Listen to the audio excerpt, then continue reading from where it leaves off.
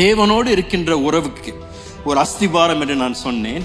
அதை இந்த வருடம் நீங்கள் கட்டி எழுப்பணும் என்றால் செய்ய வேண்டிய மிக சுலபமான 3 காரியங்கள். முதலாவது, ஒவ்வொரு நாளுடைய முதல் மணி நேரத்தை நீங்கள் எழுந்தவுடன் உங்களுக்கு இருக்கின்றது அந்த முதல் மணி நேரத்தை தேவனுக்கு தருவது மிக அவசியமான ஒரு பழக்கமா இருக்கு.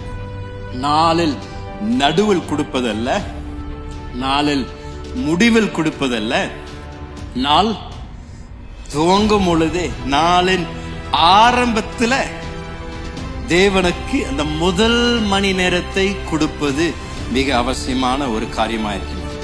இந்த முதல் மணி நேரம் ஒரு ஆவிக்குரிய ஒரு மிக முக்கியமான ஒரு ஒழுக்கம் பழக்கம் என்று நான் சொல்லுவேன். அதான் ஆண்டோடைய வார்த்தை சொல்லுகின்றது, முதலாவது தேவனுடைய ராஜ்யத்தை தேடுங்கள். அப்படின்னா எழும்பின உடனே தேட வேண்டியது தேவனுடைய முகத்தை தான் நாம் தேடுவதற்கு ஒவ்வொரு விசுவாசியும் பழகுவது மிக அவசியம்.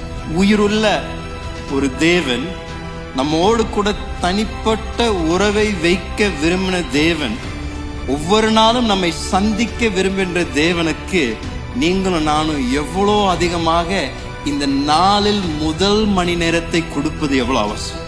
ஒரு கிறிஸ்துவன், இயேசுவை பின்பற்றுகின்ற ஒரு விசுவாசி ஒவ்வொரு நாளில் முதல் மணி நேரத்தை தேவனுக்கு கொடுப்பது மிக மிக முக்கியமா இருக்கும்.